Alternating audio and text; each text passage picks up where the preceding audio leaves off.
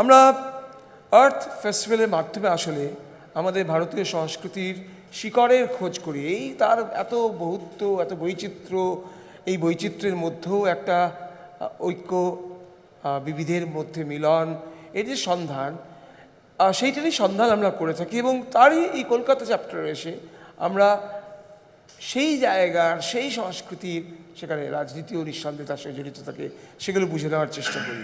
আমাদের সংস্কৃতি এবং তার সঙ্গে রাজনীতি ইত্যাদি প্রশ্নে প্রাসঙ্গিকভাবে একটা প্রশ্ন এসে পড়ছে।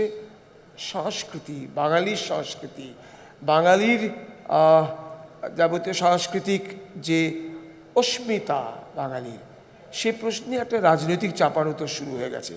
সেই চাপানুতরের একটা দিকে তৃণমূল কংগ্রেস, যারা বলছেন হে ভারত, হে জনতা, বাঙালি সংস্কৃতি হলাম আমি, বাঙালি অস্মিতা বুঝি আমি। অন্যদিকে বিজেপি, তারা বহিরাগত। বিজেপি প্রধান প্রতিপক্ষ, তারা বলছেন যে এই কথাগুলোর কোনো অর্থ হয় না, আসলে তো বহিরাগত বলে কোনো শব্দ হতে পারে না, এই ভারত ভূমিরই সন্তান আমরা। এবং সংস্কৃতি তৃণমূল কংগ্রেস, তোমরা বরং যে সংস্কৃতিগুলোর আমদানি করেছে সেগুলো বাঙালির সংস্কৃতি নয়। বাঙালির সংস্কৃতিতে রবীন্দ্রনাথ, নেতাজি, ঈশ্বরচন্দ্র বিদ্যাসাগর, স্বামী বিবেকানন্দ। সংস্কৃতির শিকড়ের সন্ধানে যখন আলোচনা, তখন সংস্কৃতির এই চর্চাটা আমরা মনে করলাম এক্ষেত্রে প্রাসঙ্গিকভাবে আসে। সেখানেই আপনারা চারজন আমাদের সঙ্গে উপস্থিত হয়েছেন। বিজেপি নেতা স্বপন দাশগুপ্ত, তৃণমূল কংগ্রেস নেতা নিবেদ রায়, এবং বিজেপির আরেক নেতা বাবুল সুপ্রিয়, এবং তৃণমূল কংগ্রেসের আরেক নেতা দেবাংশু ভট্টাচার্য, তারা আমাদের সঙ্গে জুমের মাধ্যমে যুক্ত হয়েছেন। আপনাদের চারজনকেই স্বাগত জানাই। আমি বাবুল সুপ্রিয়, আপনার সঙ্গে আপনার মাধ্যমে প্রথম কথাটা শুরু করি। আপনারা বহিরাগত বহিরাগত বহিরাগত এই তকমাটা নিয়ে আপনাদেরকে চলতে হচ্ছে, তৃণমূল কংগ্রেস যেভাবে দিচ্ছে, কীভাবে দেখবেন আপনি প্লিজ সংস্কৃতি এবং আপনি? আমি এটাই বলবো এই আর্থে আপনারা আজকে এই যে আর্থে ইনভাইট করেছেন, আমি আশা করবো যে কিছু আর্থপূর্ণ কথা আজকে হবে।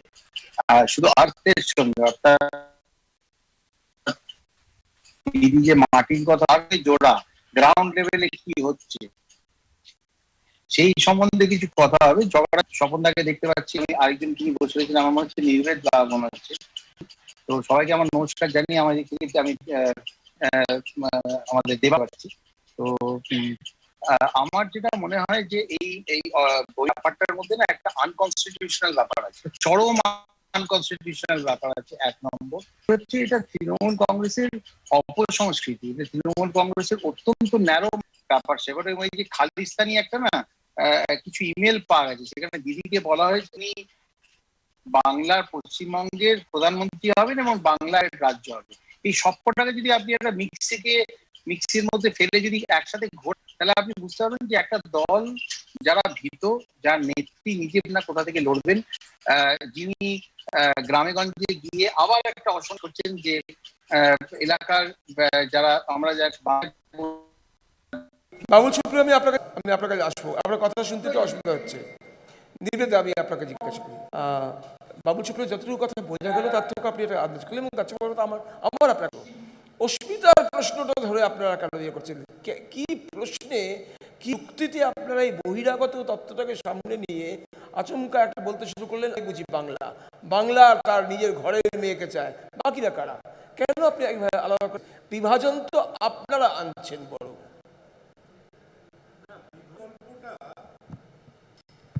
বিভাজনের গল্পটা বলতে প্রথম থেকে শুরু করা যাক।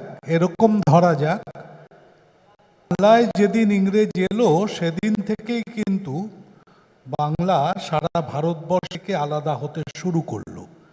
অর্থাৎ ইংরেজ দুভাবে, ইংরেজ এক এসেছিল দেশটাকে শাসন করতে, আর দু নম্বর যেটা সেটা হচ্ছে তার কালচারটাকে, তার যে দীর্ঘদিনের ইউরোপিয়ান রেনেসাঁসের যে তার যে এফেক্ট, সেই এফেক্টটাকে বাংলায় সে চালু করতে। এবং জানে আমরা বাংলায় শুধুমাত্র, অবশ্য ইতিহাসে একটু অন্যরকমভাবে পড়ি যে অমুক ইংরেজ এটাই পড়ি, কিন্তু ইংরেজ যে একটা এশিয়াটিক সোসাইটি তৈরি করেছে এবং তার মধ্যে দিয়ে সমস্ত ভারতের পুঁথিগুলো, ভারতীয় পুঁথিগুলোকে অ্যারাবিক পার্সিয়ান থেকে সংস্কৃত, এই সমস্ত পুঁথিগুলোকে বইয়ে রূপান্তরিত করে দিয়ে যে বিপুল কর্মযজ্ঞটা করে গেছে, সেটা নিয়ে আমরা খুব একটা ওয়াকিবহাল তুলনামূলকভাবে। যারা পণ্ডিত মানুষ তারা ওয়াকিবহাল এবং তারা এটা নিয়ে ভাববেন, নিশ্চয়ই ভাববেন। এবার ছটা নোবেল লরিয়েট শুধু এই কলকাতায় থেকে পেয়ে গেলেন, রোনাল্ড রস থেকে শুরু শেষ অবধি, এখন অভিজিৎ বিনায়ক। ঘটনা হচ্ছে এই 6টা নোবেল লরিয়েট অন্য ভারতবর্ষের কোথাও, অন্য প্রদেশে কোথাও পাওয়া যায় যায় আসে হচ্ছে এইটাই যে এই জায়গাকে কেন্দ্র করে সমস্ত পড়াশোনা, সমস্ত বিজ্ঞান, সাহিত্য যদি কনসেন্ট্রেট করে, তাহলে সেই দেশের যে অঞ্চলের মানুষের একটু অস্মিতা যদি থাকে, তাহলে তাকে গালি দেওয়া যায় সম্ভবত। তাকে যদি আমরা সবসময় বলি যে না ওটা কি, ওটা ফ্যাক্টর নয়, ঠিক যেরকম মহারাষ্ট্রকে গালি দেওয়া যায় না যে তাদের ওখানে একটার পর একটা ব্যাটসম্যান বোলার বেরিয়েছে। একদম ভারতবর্ষের ইতিহাসটা জুড়ে মহারাষ্ট্রের যে ভূমিকা, সেটাকে আপনি গালি দিতে পারবেন না। তাদের হতে পারে যে আমাদের এখান থেকে এতগুলো প্লেয়ার বেরিয়েছে, কি তার বিনিময়ে তারা কি মহারাষ্ট্র মানে ক্রিকেট প্রসঙ্গে না না, এটা তো অস্মিতা কাজ করে তার। বলবে বাকি দেশগুলো তো খুব খারাপ। এটা তো ফ্যাক্ট যে ওদের অস্মিতাটা আছে। বলে সুনীল গাভাস্কার আরেকটা হয়নি, আরেকটা সচিন তেন্ডুলকার খুঁজে বের করুন, ওরা বলতে, এবং আমাদের সেটা মেনে নিতে হবে। আমার প্রশ্ন, আপনি কি তাহলে একটা দ্বীপ বানিয়ে নিচ্ছেন? দেশ আমাদের বাসিন্দা, এখান থেকে নোবেল লরিয়েট বেরিয়েছেন, আমরা বেশ সাংস্কৃতিক। আগে বলি, ভারতবর্ষের এন্টায়ার কালচারাল যে চেহারাটা, সেই কালচারাল চেহারাটাকে ইদানিং কালে একটা ভাষা ব্যবহার করা হচ্ছে ওই ন্যাশনালিজমের সঙ্গে কালচারকে জুড়ে। সেটা কিন্তু অ্যাকচুয়ালি ইউরোপের থেকে আসা, সেটা ভারতবর্ষে কোনোদিন আসবে না। যে জন্যে ভারতবর্ষের প্রতিটা প্রান্তের কালচার সেটা তার নিজস্বভাবে দাঁড়িয়েছে। যেমন অন্নদাশঙ্কর রায়ের পথে প্রবাসে পড়লে বোঝা যায় যে কিভাবে একটার পর একটা জায়গায় পৌঁছাচ্ছেন, কালচারটা একের পর এক পাল্টাচ্ছে, কিন্তু ভারতবর্ষটাকে মূলত আশ্রয় করতে পারছেন তিনি।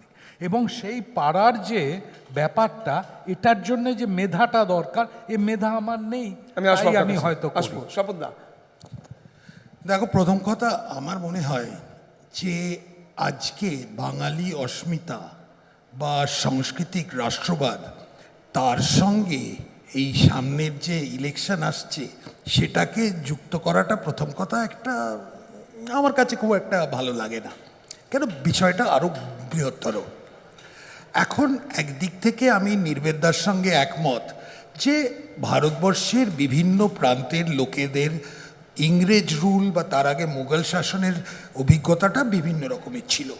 দক্ষিণ ভারতে যদি দেখা যায়, সেখানে তাদের অ্যাপ্রোচ টু, আমরা যেটাকে বলি মুসলিম ইস্যুস, একদমই আলাদা।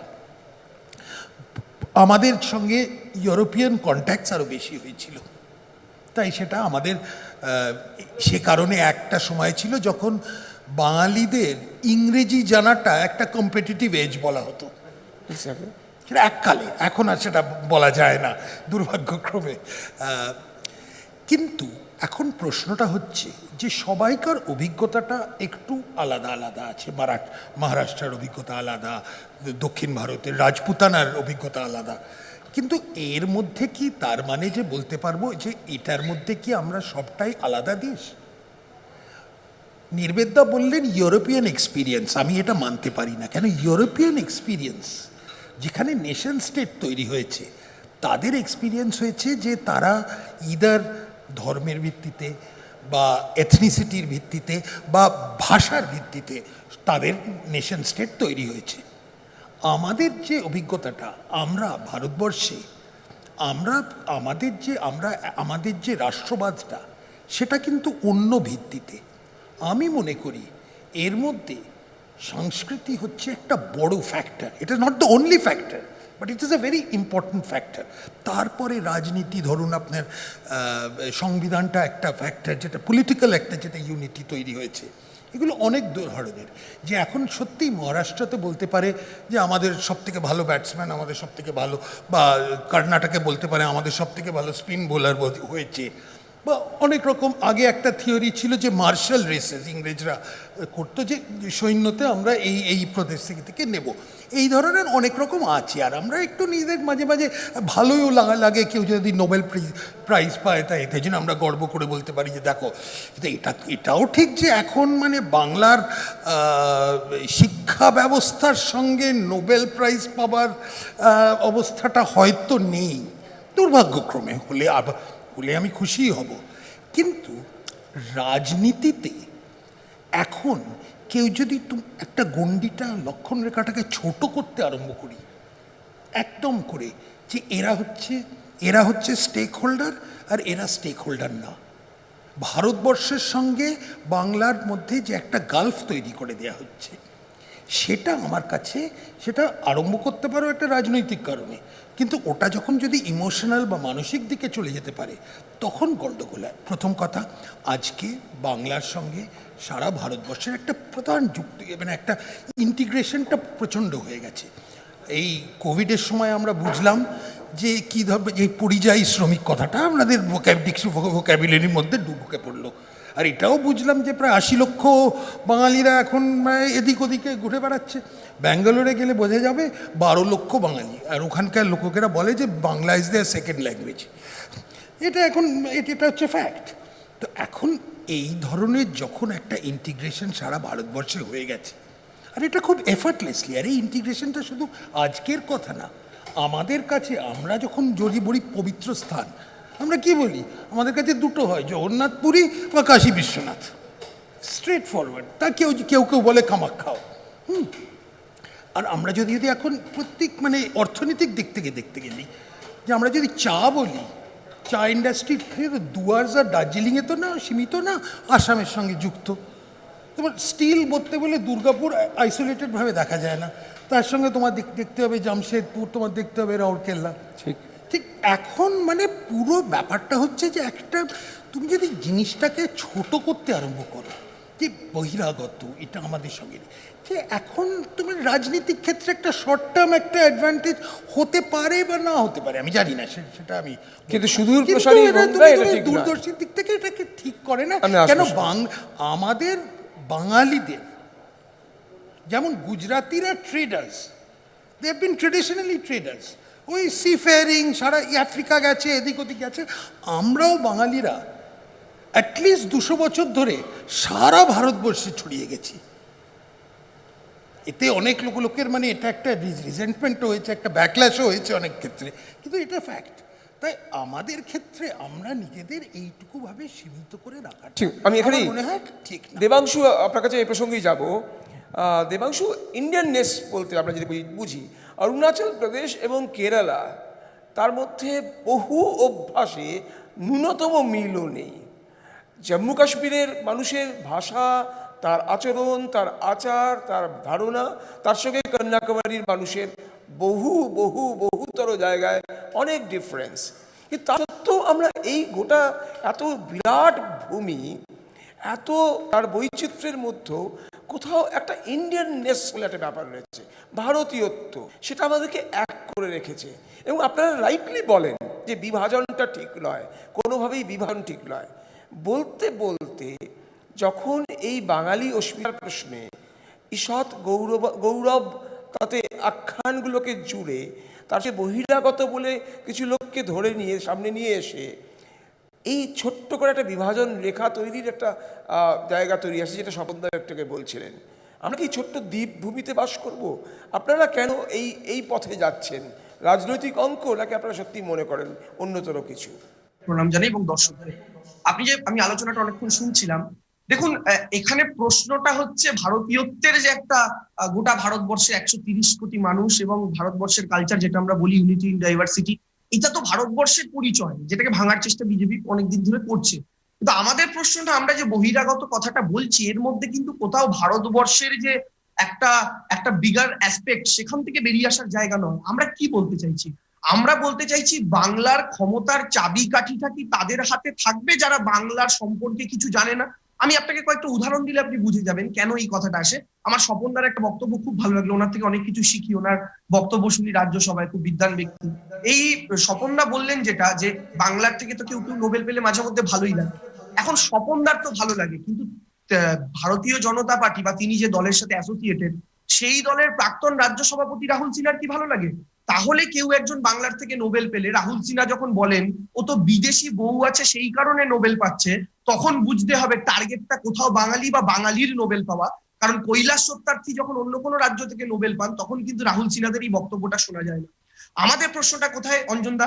আমরা যেটা বলছি, কৈলাস বিজয়বর্গীয়, যিনি তথাকথিত ছোটবেলায় ঠাকুমা আমাকে ঘুম পাড়ানোর সময় বলতো, ছেলে ঘুমালো পাড়া ঝুলারও বর্গী এলো দেশে, বুলবুলিতে ধান খেয়েছে খাজনা দেবো কিসে। তো আজকে কৈলাস বিজয়বর্গীয় আসছেন, তো সেই কৈলাস বিজয়বর্গীয় নাকি মধ্যপ্রদেশে তার বাড়ির কাজ হচ্ছিল, সেখানে তিনি দেখেছেন একদল বাঙালি চিড়ে খাচ্ছে। তিনি বললেন আমি চিড়ে খাওয়া দেখি বুঝে গেছি তারা বাংলাদেশি।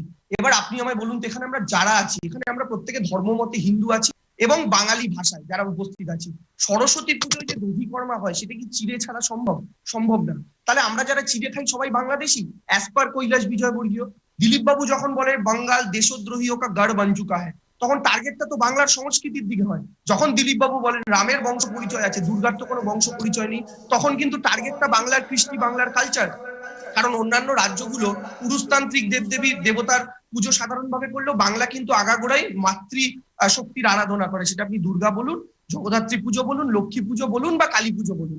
সেক্ষেত্রে বারবার নারী শক্তিকে আক্রমণ, যেটা বাংলার কালচার নয়। এবং আমাদের সাথে উপস্থিত আছেন কেন্দ্রীয় মন্ত্রী বাবুল সুপ্রিয়, উনি আজকেই একটা ফেসবুকে পোস্ট করে বলছেন, উপরে মমতা বন্দ্যোপাধ্যায়ের পাশে লেখা বাংলা নিজের মেয়েকে চায়, নিচে অমিত শাহ নাকি বলছেন যে মেয়েরা নাকি পরের সম্পত্তি, পরের ধন, তাই মেয়েকে আমরা বিদায় দেবো। আচ্ছা সত্যি অঞ্জনদা, আমরা কি বাংলার মাটিতে আমাদের মা বোনেদের পরের ধন বলে মনে করি, পরের সম্পদ বলে মনে করি? আপনি এখনো বাবুলদার যান ফেসবুক পেজে গিয়ে দেখতে পাবেন। এই যে কালচারটা বাংলা, আমাদের নারীদের সম্মান করা, মহিলাদের সম্মান করা, এই যে বাংলার বিভিন্ন রকম কালচার, এটাকে পুরো ধ্বংস করে দিচ্ছে এই বিজেপি। দেখুন একটা লাস্ট কথা আমি বলি, কোথায় সমস্যা হয়? মমতা বন্দ্যোপাধ্যায় বাংলার দল, তার ঠিকই উত্তরপ্রদেশ, বিহার, কেরালা কোথাও বাধা নেই।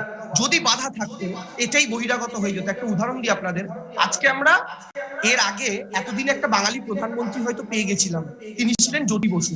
কিন্তু কেন জ্যোতি বসু প্রধানমন্ত্রী হতে পারলেন অঞ্জন? এখানে আপনারা দিগ্গজ ব্যক্তিরা জানবেন, কেরালা লবির চাপে। মমতা ব্যানার্জির কিন্তু কোনো কেরালা লবি নেই, কোনো ইউপি লবি নেই। তিনি জন্মেছেন বাংলার জন্য, মরবেনও বাংলার জন্য। এখানেই ব্যাপারটা হচ্ছে, কে বাংলার জন্য কাজ করবেন, কে বাংলার সংস্কৃতিকে নিয়ে কাজ করবেন, এবং কার প্রায়োরিটি লিস্টে বাংলা 1 নম্বর পজিশনে আছে, এবং কে। আজকে ধরুন প্রধানমন্ত্রীদের মিটিং হচ্ছে, একটা লাস্ট কথা, ধরুন প্রধানমন্ত্রীদের মিটিং হচ্ছে, ধরুন বাংলায় বিজেপির কোনো মুখ্যমন্ত্রী, ধরে নিলাম সেটা দিলীপ ঘোষ।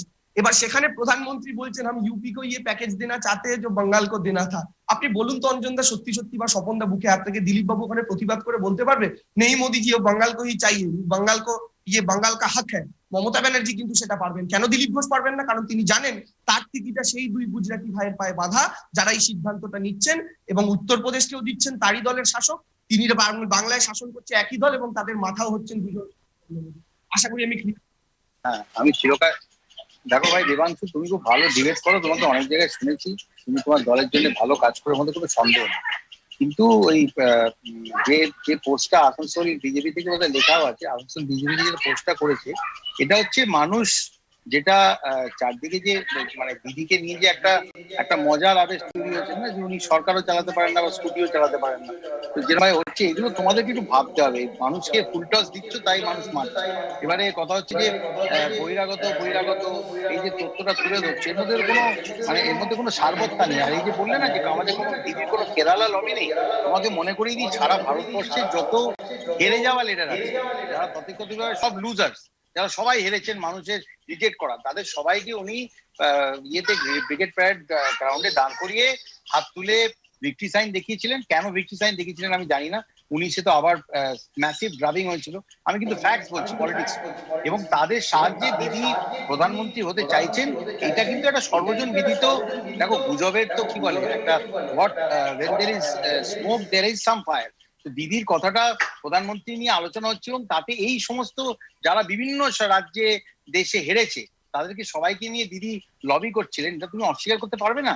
1 নম্বর। 2 হচ্ছে যে মেয়েরা, এই যে তুমি বাঙালির কথা বলছো না, মেয়েরা ভাই, এটা কিন্তু তোমার বাবারাও বলেছেন, তোমার জ্যাঠারাও বলেছেন, আমার বাবা বলেছেন, জ্যাঠার বলেছেন। তুমি এটাকে যদি কোনো রকম ভাবে নেগেটিভলি প্রচার করতে যাও, তাহলে কিন্তু এটা আবার একটা বুমেরাং হয়ে যাবে। তার কারণ হচ্ছে লড়কি जो है वो ওকে আমাকে শ্বশুর বাড়িতে বিয়ে দিতে হবে, তুলে দিতে হবে। এটা আমরা চিরকালই, এটাই বাঙালির ভাষা। এটাকে তুমি এই যে বিকৃত করছো না, এটাই কিন্তু অপসংস্কৃতি। এটার কথা আমি প্রথমে বলছি। কাজী বাবুল সুপ্রিয় কি পোস্ট করেছে, ওই পোস্টের মধ্যে একটা বাঙালি হিউমার আছে। এবং আমি তোমাকে একসঙ্গে দশটা কেন, ইনফ্যাক্ট তার চেয়ে বেশি, তারাপদ রায় থেকে আরম্ভ করে সবাইকে নাম করে করে তোমায় বলে দেবো সেখানে বাঙালি নিয়ে বাঙালিরা কিরকম মজা করেছে। তো ওইটা কিন্তু একটা বাঙালির ব্যাপার, 1 নম্বর। 2 হচ্ছে যে ভাই, দিদি বাংলার মেয়ে আমি মানছি, দিদি বাংলার মেয়ে আমি মানছি, কিন্তু বাংলার মেয়ে হিসেবে বাংলার প্রতি ওনার যে দরদ বা ভালোবাসা থাকা উচিত ছিল, সেটা কি উনি করতে পেরেছেন? আমি দেখো ব্যক্তিগত আক্রমণ করছি না, কিন্তু এটাও কিন্তু প্রাচীন অরণ্য প্রবাদ, আমরা অরণ্যদেবে পড়তাম। তোমার আমার বয়সের একটু ফারাক আছে, কিন্তু আমরাও অরণ্যদেব পড়তাম ছোটবেলায়, ছবিতে অরণ্যদেব। তাতে প্রাচীন অরণ্য প্রবাদ লেখা থাকতো। সেই প্রাচীন অরণ্য প্রবাদ কিন্তু মানুষই লেখে। তারা বলছে যে দিদি কিন্তু সত্যিই হাওয়ায় চুরি পড়েন, ছোট গাড়িতে চড়েন। কিন্তু ভাইপোর কেসটা তোমরাও জানো। ভাইপোর কেস আমি তো 4 বছর আগে শ্রীরামপুরের নাম করে বলে দিয়েছিলাম। একটু এখানেও তোমাকে একটু হিউমার বলি। আমি আসানসোলে না বলেছিলাম যে কল্যাণজি আনন্দজি 93 এর অমিতাভ বচ্চনের শোতে আমাকে একটা গান গাওয়াতে এসেছে, তুমি একটা দারুণ গাও, লা লা লা লা লা লা লা লা লা লা লা লা লা লালা দিয়ে শুরু হচ্ছে গানটা। কি ও সাথী রে तेरे बिना भी क्या जीना, फूलों में कलियों में सपनों की गलियों में तेरे बिना कुछ कर। আমি এসেই বলেছিলাম যে এই গানটা আমি গাইতে পারবো না, কারণ সবচেয়ে বড় কয়লা মাফিয়া হচ্ছে লালা। আর আমি যদি তাকে বলি যে তেরে বিনা क्या जीना, তাহলে প্রথমেই কেসটা উল্টে হয়ে যায়, সবাই গ্রেফতার হয়েছে। তো হিউমার পলিটিক্সে আছে, let's bring some humour into it. এই যে মারামারি কাটাকাটি হচ্ছে, this is not Bengal, this discourse has to change, this discourse has to change. আর এটা কখনোই অনুব্রত মন্ডল যদি তোমাদের মুখপাত্র হয় যে বলে দিদির উন্নয়ন, তো একটা বড় শব্দ, এটা তো মানো। দিদি বলেছিলেন যে আমি উন্নয়ন করব, পরিবর্তন করব। সেই উন্নয়নটা যদি অনুব্রত মন্ডল বলে যে রাস্তার মোড়ে দাঁড়িয়ে উন্নয়ন মুখে কাপড় বেঁধে বেঁচে আছে, তাহলে তুমি নিজেই দেখো যে তোমাদের নিজেদের ডেফিনেশনটাকে তোমরা কিভাবে তৌহিন করছো। তো এইটা, এই ছোট ছোট কয়েকটা জিনিস যদি তোমরা বোঝো, খুব ভালো কথা। কারণ অ্যাকচুয়ালি কিন্তু তোমাদের রাত শেষ হয়ে গেছে। এই এখন মডেল কোড অফ কন্ডাক্ট মানে পুলিশও এখন দিদির কথা খুব একটা শুনবে না, কারণ তারাও কিন্তু মাটিতেই থাকে, তো বুঝে গেছে। এটা আমি দেখো রাজনৈতিক তরজা হচ্ছে, ব্যক্তিগত হয়েও না। আমি গান ভালো গাই, বাকিটা পারি না, এইসব বলো না। আমি তোমার আগেই বলেছি তুমি খুব ভালো ডিবেট করো, আঙুল তুলেছো বলো, কিন্তু এই আঙুলটা এখন তুমি সোজা তুলেছো। এতদিন কিন্তু তোমরা মানুষের চোখের দিকে আঙুল তুলে ভয় দেখিয়েছো, এই আঙুলটা এখন ওপরে তুলেছো বলার জন্য। এতদিন এরম ভাবে ভয় দেখিয়েছো প্রতিটা পাড়াতে, এবং তারই ফল কিন্তু তোমাদের বুঝতে হবে। অঞ্জন দা একটু বলবো, অঞ্জন দা। দেবাংশু, আমি আসবো, আমি একটু নির্বেদার কাছে গিয়ে তারপর আসি। আচ্ছা আচ্ছা দেবাংশু বল, দেবাংশু প্লিজ প্লিজ। প্রথম কথা হচ্ছে, না বাবুলদা সত্যিই ভালো গান শোনান, একজন তার গায়নের ভক্ত হিসেবে তো প্রশংসা করতেই পারি। আচ্ছা একটা কথা বললেন, আমি 4টে লাইনে 4টে উত্তর দিই। প্রথম কথা উনি বললেন আচ্ছা 65 বছরের একটা মহিলা কিছু তো শেখার চেষ্টা করছেন, অন্তত বিক্রি করার চেষ্টা তো করছেন না দেশটাকে। প্রথম কথা একটু বলেন। প্রথম কথা হচ্ছে আপনি যেটা বললেন যে বাঙালি হিউমার, যেখানে আপনার আসানসোল পেজ নয়, আপনার নিজস্ব Facebook page blue tick Babul Supriyo থেকে বলা হচ্ছে বলছে, নিচে অমিত শাহ বলছেন বেটি পড়ায়া ধনপতি হ্যায় ইস বার বিদা করনা। এটা আপনি প্রথম কথা বললেন বাঙালির হিউমার, অথচ পোস্ট আপনি করেছেন হিন্দিতে। কি অদ্ভুত দেখুন। প্রথম কথা আমি বলি, বাবুল একটু বলে নিন। আমি বলছি না ওই জন্য বলছি না, আমি বলছি আপনার টার্গেট অডিয়েন্স যদি বাংলার মানুষ হয় তো যাই হোক, সে আপনি বলেন। এখন আপনার আসানসোলের অডিয়েন্স টার্গেট হতে আমি সেটা বলছি না। এবার আপনি বললেন যে উন্নয়ন দাঁড়িয়ে আছে, লাস্টে যেটা দিয়ে শেষ করলেন অনুব্রত চোখ ফোক বাঁধার গল্পটা, ওটা বাবুলদা আপনি জুড়ে দিয়েছেন। অনুব্রতটা বলেছিল উন্নয়ন রাস্তায় দাঁড়িয়ে আছে। বাবুলদা তুমি যখন তোমার এমপির লালবাতি লাগানো মন্ত্রীর গাড়ি নিয়ে হাই হাই করতে করতে, আমার বাড়িতে লালবাতি নেই। আচ্ছা ঠিক আছে, ওটা তোমরা সংবিধান ভাঙো। তুমি যখন রাস্তা দিয়ে যাবে, তুমি যখন রাস্তা দিয়ে যাবে, ধরো গাড়িটা কোথাও চায়ের দোকানে দাঁড় করিয়ে দেখলে একটা মেয়ে স্কুলে যাওয়ার পথে সবুজ সাথীর সাইকেলটা দাঁড় করিয়ে দোকান থেকে টিফিন কিনছে, ওই যে সবুজ সাথীর সাইকেলটা দাঁড়িয়ে আছে ওটাকে বলে উন্নয়ন দাঁড়িয়ে থাকা। ওই মেয়েটা কিন্তু এত দূরে হেঁটে যেতে হতো, স্কুলে যেতে পারতো না, আচ্ছা ওটাকে বলে উন্নয়ন দাঁড়িয়ে থাকা। এবার বাবুল আমি আসবো দেবাংশু। আচ্ছা একটা লাইন বলে আমি হ্যাঁ আমাদেরও পড়ে না অনেক সময় গরুর এসে মুখস্থ করে যেতাম, ঘোড়া দিয়ে লিখতে বলতো। ওটাকে তুমি ওই অনুব্রতটা যেভাবে এখানে বললে না, ওটাই গরুর এসে লিখতে গিয়ে হঠাৎ ঘোড়া লেগে আমরা যেরকম চেঞ্জ করে দিই না, ঘোড়া হওয়া বেটার, ঘোড়া থেকে গরু হওয়ার চাইতে গরু থেকে ঘোড়া হওয়া বেটার।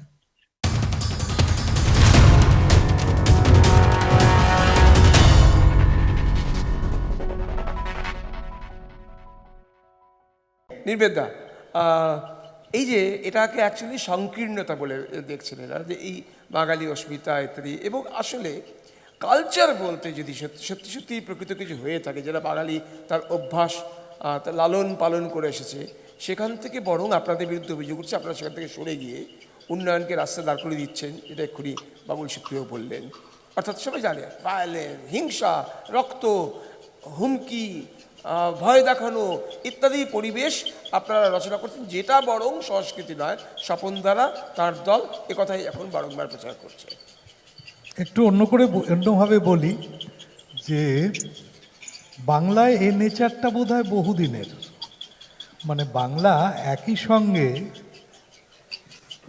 গান্ধীজির থেকে বেশি সুভাষচন্দ্রকে গ্রহণ করেছে এবং পথটা টেরোরিজমের পথটাকেই আশ্রয় করেছে স্বাধীনতার সংগ্রামে, এবং তার সঙ্গে সঙ্গেই বাংলা তার সাহিত্য, তার শিল্প সবটাই এগিয়ে নিয়ে গেছে।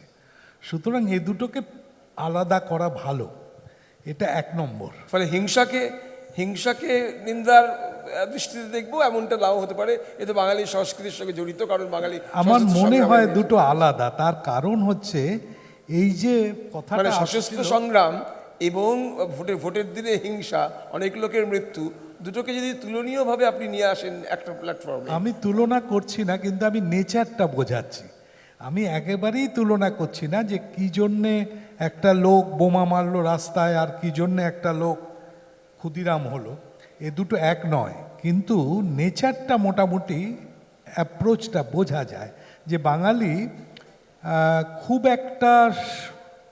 খুব নিরীহভাবে আন্দোলনটা গড়ে তোলার পক্ষপাতী ছিল না। সুভাষচন্দ্রের পদগুলো, হ্যাঁ ঠিকই, সেটা জানি, সবগুলোই যদি দেখা যায় একটু অন্যরকম মনে হয়, কিন্তু তার সঙ্গে এটার কোনো ব্যাপার নেই।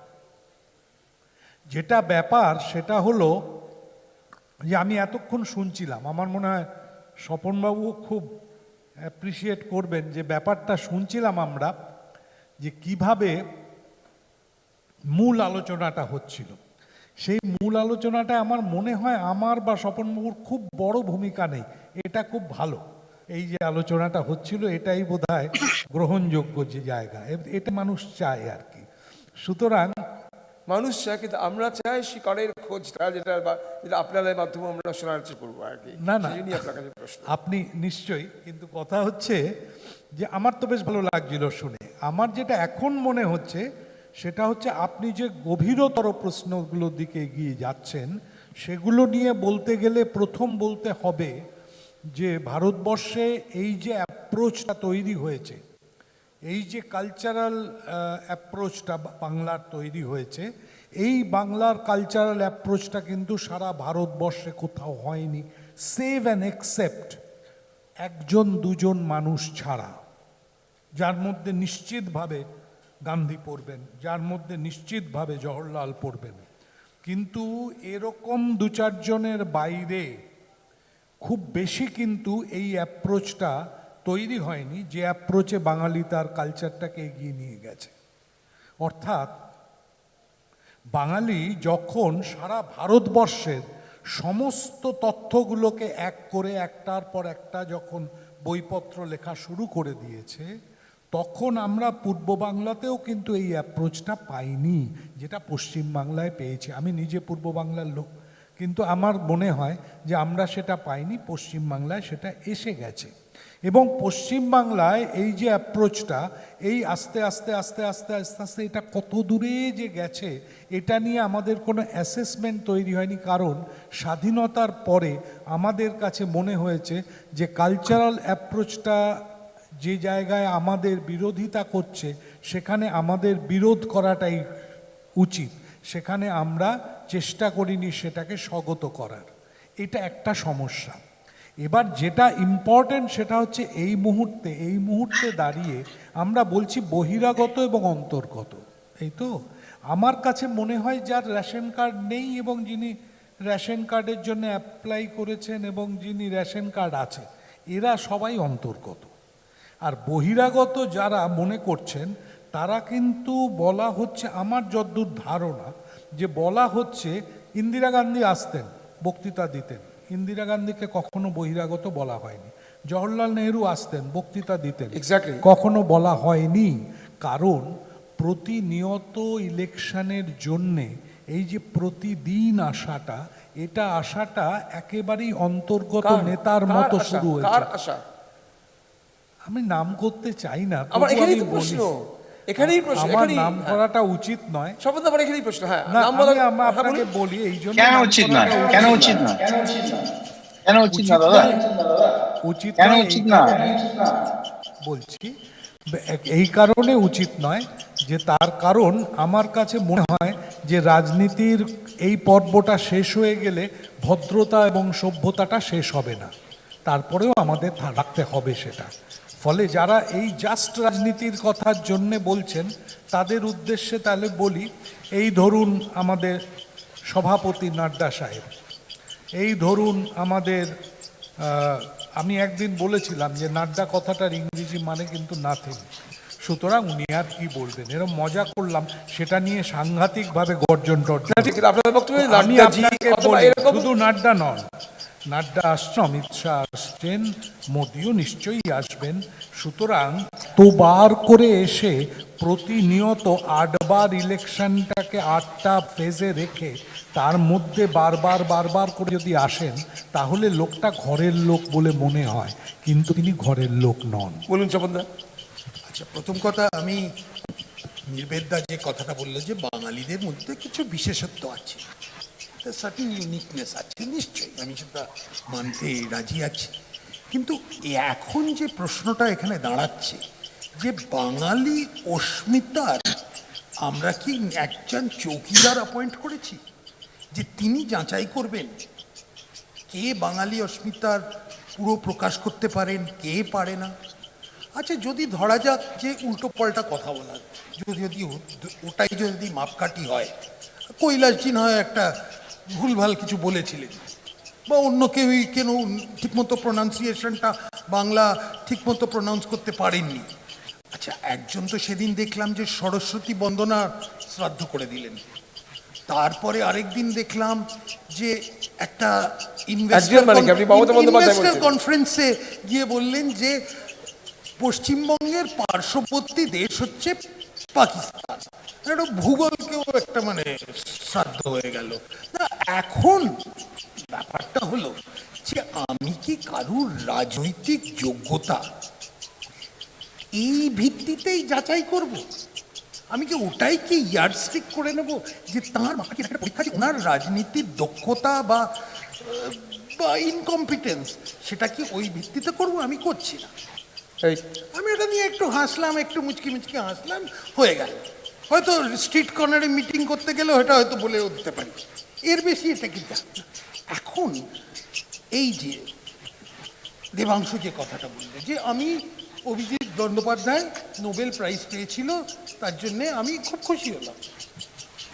যখন অমর্ত্য সেন নোবেল প্রাইজ পেয়েছিল আমিও খুশি হয়েছিলাম, কিন্তু একটা আর্টিকেলও লিখেছিলাম যে উনি যা, ওনার যা অর্থনৈতিক, উনি যে এটাতে বিশ্বাস করেন, আমি ওটার সঙ্গে একদম 1%ও একমত নয়। তাতে কি ওটাকে অসম্মান করা হলো, বা আমি কি বাঙালি হলাম না? একদম এই ধরনের একটা সংকীর্ণ মনোভাব দিয়ে আপনি এখন ঢুকছে যে কে বাংলার অস্মিতা প্রকাশ করতে পারে, কে করতে পারে না। এখন আচ্ছা, যদি উনি বললেন যে দিলীপদা কি মোদিজির সঙ্গে কোনোভাবে অসম্মত হতে পারে, আরে আমরা সব সময় হই। অমিতজি কিছু বললে আমি কি বলি না যে আপনি আপ जो बोल रहे हैं ये ठीक गलत है, मैं तो नहीं मान सकता हूँ। অনেকবার বলেছি আর বলেও যাব। এটা এতে কি আছে? এটা একজনের নিজেদের ওপরে, মানে এখন এটা কোনো প্রাদেশিক কিছু ব্যাপার না, এটা আপনার ব্যক্তিগত একটা ব্যাপার। আর যদি হিন্দি বলা নিয়ে আমি যদি এখন হিন্দি বলতে আরম্ভ করি, হিন্দি ভাষাটাকেই তুলে দিতে হবে। এত বছর দিল্লিতে থেকেও আমি পারি না।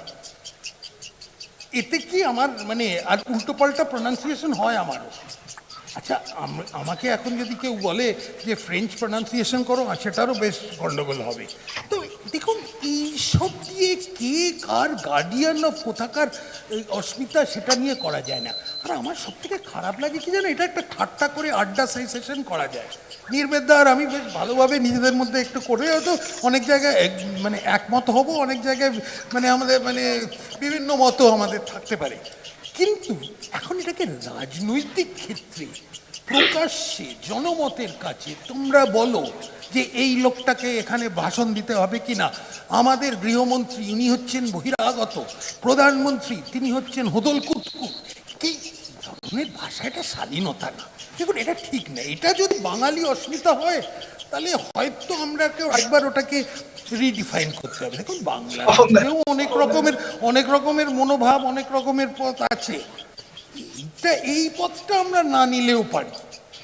একটা দেশে বিভিন্ন ট্রেডিশন থাকে, যে ভালো ট্রেডিশনগুলো রাখো, সেটাকে পুজো করো, সম্মান করো। কিন্তু কেউ যদি চৌকিদার হতে চায়, আমি মনে হয়। দেবাংশু, আপনি হাত তুলেছেন, খুব সংক্ষেপে যাব, সময় কমে আসছে। কথা আমি বলি, চৌকিদার, আপনি চৌকিদার নন, আপনারা চৌকিদার নন। প্রথমে আমি এই কথাটার উত্তর দিই যে ভালো লাগছে এতদিন যে দল এতদিন সবাইকে হিন্দুত্বের সার্টিফিকেট বিলি করতো, আজ তারা অন্য কাউকে বলছে সার্টিফিকেট দেওয়াটা উচিত নয়। কিন্তু আমি বলি, স্বপন দেখেন একটা খুব ভালো কথা বললেন, এই হোদল কুতকুত প্রধানমন্ত্রী মমতা ব্যানার্জি কিন্তু কারো নাম করেনি। উনি কেন মনে করছেন প্রধানমন্ত্রীকে দিদি হোদল কুতকুত বলেছিলেন, আমার জানা নেই, সেটা উনি বলতে পারবেন। আমার এখানে কথাটা হচ্ছে যে স্বপন একটা খুব ইম্পর্টেন্ট কথা বললেন যে উচ্চারণ। আমি বলছি এটা উচ্চারণটা ফ্যাক্টর নয়, এবং নরেন্দ্র মোদী ভুল বাংলায় উচ্চারণ করেন এটা দিয়ে ম্যাটার সত্যিই করে না তিনি বহিরাগত কি বহিরাগত নন। সমস্যাটা কি জানেন, মমতা বন্দ্যোপাধ্যায় 2011 সাল থেকে বাংলাতে যখন কথা বলেন, যেখানে হিন্দি প্রবণ মানুষ বেশি আছেন সেখানে হিন্দিতে বলেন, যেখানে বাঙালি বেশি আছেন বাংলায় বলেন, তিনি এটা প্রথম থেকে বলে আসছেন। কিন্তু নরেন্দ্র মোদীকে আমরা দেখছি নতুন নতুন বাংলা কবিতা, বাংলা ছড়া বলছেন বাংলার নির্বাচনকে সামনে রেখে। আমাদের স্বপনদা থেকে শুরু করে প্রত্যেকের জানবেন, প্রত্যেকের বাড়িতে কিছু কিছু আত্মীয় হয়। একাংশের আত্মীয় এরকম হয় দেখবেন, বিপদে আসে না, আপদে আসে না, ঝড়ে আসে না, ঝঞ্ঝায় আসে না, কষ্টে আসে না, যন্ত্রণায় আসে না। কিন্তু আপনি শুধু একবার ফোন করে বলুন আজকে না বাড়িতে খুব ভালো রান্না হচ্ছে, দেখবেন পুরো একদম পরিবার উজাড় করে নিয়ে কিন্তু চলে যাবে।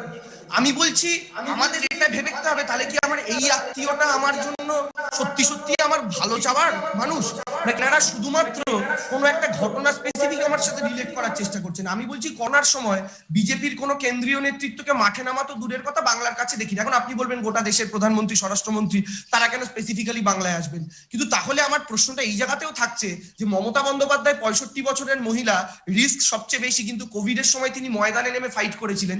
বিজেপির কোনো কেন্দ্রীয় নেতৃত্বকে উল্টে আপনাদের এখানকারই বাবুলদা ছাড়া আরেকজন যিনি কেন্দ্রীয় মন্ত্রী আছেন, দেবর্ষী চৌধুরী, তাকে আমরা দেখেছি তিনি তার রায়গঞ্জের মাটিতে থাকেননি, কিন্তু তিনি উড়িষ্যায় গিয়ে নাকি কি চাল ডাল বিতরণ করেছিলেন। এখন আমাকে বলুন তো, উড়িষ্যার মানুষ তাকে ভোট দিয়ে এমপি করেছিল, তার জন্য তিনি মন্ত্রী হয়েছিলেন, নাকি রায়গঞ্জের মানুষ? এখানেই চলে আসছে বারবার বহিরাগতের তত্ত্বটা, যেটা আমরা বলতে চাইছি। আর একদম last but not the least, যেটা আমাদের সহজ কথা, যে দেখুন বাংলার মাটিকে বুঝতে হবে। এই যে আমাদের স্বপনদা একটা কথা বললেন যে দুই একজন কি ভুলভাল কথা বলে দিয়েছেন, না স্বপনদা, আপনি গোটা পশ্চিমবঙ্গ বিজেপি নন, আপনি হয়তো খুব ভালো রকম ভাবে ব্যাপারটাকে নিয়েছেন, আপনি হয়তো অভিজিৎ বিনায়ক বন্দ্যোপাধ্যায়কে ব্যক্তিগত আক্রমণ করেননি, কিন্তু আপনার দলের যারা যারা এই বাংলার সংস্কৃতিকে আক্রমণ করছে তারাই বাংলার বিজেপির নেতৃত্ব। আপনি এলে খুব খুশি হবো আমরা, কিন্তু আপনি সেই জায়গাটায় নন। রাহুল সিনহা,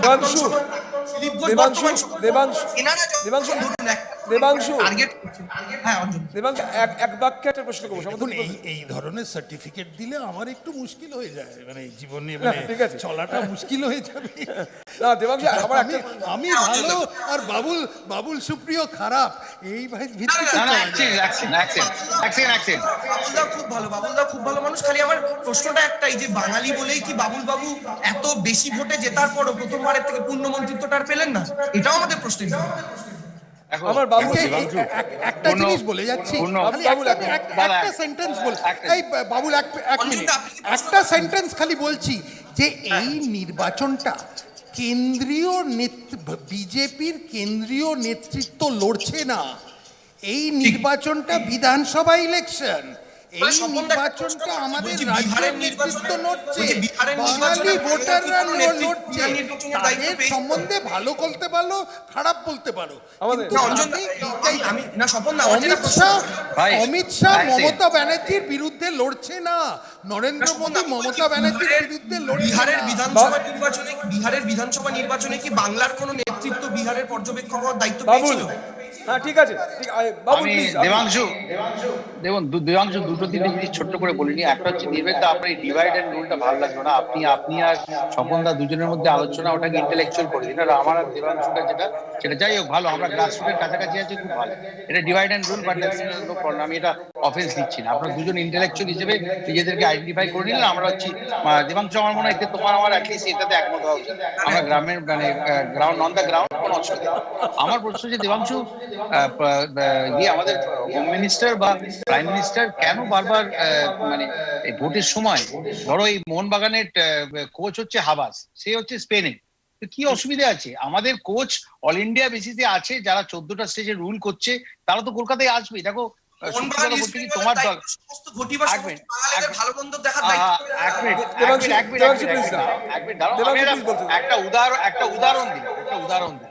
একটা উদাহরণ দিলাম। তো এবারে আমার কথা হচ্ছে, যেমন আমরা রেজাল্ট খারাপ কেউ করলে যেমন করি না, পাশের বাড়ির পঞ্চা খুব ভালো করেছিল, তা কিচ্ছু না পড়ে তুই কেন পেলি? আমরা উদাহরণ দিলাম। আমি বলছি যে করোনার সময় টাকা এসছিল তোমার ICMR এ গাড়ি ভর্তি করা সবকিছু পড়েছিল, তুমি জানো। আমফানের সময় টাকা এসেছিল, বিভিন্ন প্রজেক্টে টাকা আসে, তো সেই টাকাটা পৌঁছে দিতে মোদিজিকে কেন আসতে হবে? মোদিজি তো এখন আসছেন শুধুমাত্র ক্যাম্পেইন করার জন্য, কারণ উনি আমাদের সর্বভারতীয় নেতা। দেখো আমাদের দলটা সর্বভারতীয়, আমাদের দলের নাম অল ইন্ডিয়া এবং তৃণমূল কংগ্রেস, কিন্তু এটা কিন্তু তোমার মানতেই বলছে অন্যান্য যে জায়গায় তোমরা প্রার্থী দিয়েছো। এমনকি আমাদের বাঙালি বিশ্বজিৎদা ইয়েতে গিয়ে দাঁড়িয়েছিলেন দিল্লিতে, সব জামানত বাজায়। এগুলো ডেটা, আমি কোনো পলিটিক্যাল নিয়ে বলছি না। আমি আরেকটা জিনিস বলছি, না বাংলার দল না, এই যে আমাদেরকে বহিরাগত বলছো না, মানে আমাদের আছে কোচ আছে অল ইন্ডিয়া বেসিসে, তাই নিয়ে আসছি। You never know, friends of BJP আমেরিকাতে আছে। ভাই আমি দেবাংশু প্লিজ, আমি তোমায় ডিস্টার্ব করি। দেখো আমি বলছি, আমি পিকে কে নিয়ে একটাও কথা বলিনি। সেটা তোমাদের কোথাও না কোথাও একটা পলিটিক্যাল ব্যাংক্রাপসি হয়েছে, তাই তোমাদেরকে একটা পিআর সংস্থাকে আনতে হয়েছে, যারা আইপ্যাক, ঠিক আছে পিআর সংস্থা আমি বলবো না, সেফালজিস্ট, হ্যাঁ নিশ্চয়ই করেছিলেন। আমার কথাটা শোনো। তারপরে মানে বিজেপির যে ক্যাম্পেইনটা হয়েছিল, এখন যে জায়গায় দাঁড়িয়েছে, প্রত্যেকদিন তোমরা একটা নতুন স্লোগান বার করছো। আমার প্রশ্ন একটাই, দিদি যদি সত্যি এত উন্নয়ন করেন, আমাদের তো সবাইকার সোশ্যাল মিডিয়া হ্যান্ডলার আছে, কিন্তু পিকে কাগজে লেখা হচ্ছে তৃণমূলের মূল সবচেয়ে ইম্পর্টেন্ট অ্যাডভাইজার হচ্ছে। তুমি কি অস্বীকার করতে পারবে যে অভিষেক ব্যানার্জি, মমতা ব্যানার্জি আর পিকে তিনজনের মধ্যে ট্রায়াল মিটিং হয় না, তাদের তোমরা কেউ ডাক পাও না, বড় বড় নেতারা ডাক পায় না? ভাই আমি ফ্যাক্ট বলছি, তর্ক করি আমি বলছি দেবাংশু এবং বাবুল সুপ্রিয় প্লিজ একজন বলতে দিন। দেবাংশু প্লিজ, আমি তোমাকে একটু ডিস্টার্ব করি। দেখো এটা তুমি নেতাজি নিয়ে বলছো, দাদা একটা জিনিস বলি, BJP goes on to say Congress government under Prime Minister PV Narasimha Rao had announced Bharat Ratna posthumously for Netaji, and TMC Supremo Mamata Banerjee was in the Congress then. But it was the BJP government under Atal Bihari Vajpayee, after Narasimha Rao government, that formed the Mukherjee Commission to investigate Netaji's disappearance. TMC says Mamata had opposed the Narasimha Rao government's decision, even though she was a Congress member. উনি নরসিংহ রায়ের ডিসিশনটাকে oppose করেছিলেন, যদিও তিনি তখন কংগ্রেসে ছিলেন। আজকে দিদি এখন নেতাজির কথা বললে কিন্তু বাঙালি মারবে না, কারণ এটা ফ্যাক্ট। দেখো ফ্যাক্ট আর ফিকশনের মধ্যে একটু ডিফারেন্স আছে। স্পাইডারম্যানের গল্প আর সত্যজিৎ রায়ের পথের পাঁচালীর মধ্যে একটু ডিফারেন্স তো থাকবেই। তো লোকে যারা স্পাইডারম্যান ভালোবাসে তারা তোমাদের ভোট দেবে, যারা অ্যাকচুয়ালি মাটিতে কি হচ্ছে। সত্যি কথা বলছি, এই আমফানে এত ছাদ উঠতো না যদি প্রধানমন্ত্রী আবাস যোজনার টাকাগুলো অ্যাকচুয়াল গরিবদের কাছে পৌঁছতো, সত্যি উঠতো। টয়লেটে ছাদ উড়ে এখান থেকে ওখানে জায়গায় চলে যেত না। তো এই জন্য আমার কথা হচ্ছে, বাংলা অস্মিতা একদম ইন্টেলেকচুয়াল কথা বলে লাভ নেই, একদম মাটির কথা বলছি।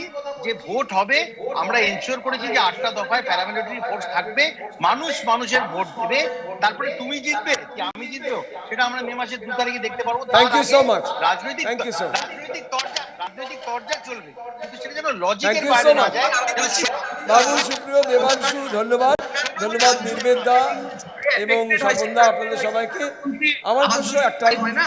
হ্যাঁ হ্যাঁ দেবাংশু প্লিজ, আপনাদের ধন্যবাদ, আপনাদের সময় দিয়েছেন, আপনারা সবাই ব্যস্ত, সময় দিচ্ছেন। আমাদের প্রশ্ন একটাই, সত্যি কোথাও আমরা সর্বতভাবে এদেশের যদি ভারতীয়ত্ব বলে যদি কিছু মেনে থাকি, যদি এটা মনে করি যে আসলে তার মধ্যে অখণ্ডতার একটা বার্তা আছে, তাহলে যাবতীয় বিভাজন রেখার ঊর্ধ্বে আমাদের উঠতে হবে। আমরা কোনো দ্বীপভূমিতেও বাস করবো না, কোনো বিভাজনের নীতিতেও বিশ্বাস করব না। এভাবে যদি এগোতে পারি, তাহলে আমরা প্রকৃত ভারতীয়ত্ব সেই শিকড়ের খোঁজে যেতে পারবো। আপাতত সময় দিয়েছেন, অনেক ধন্যবাদ আপনাদের সবাইকে।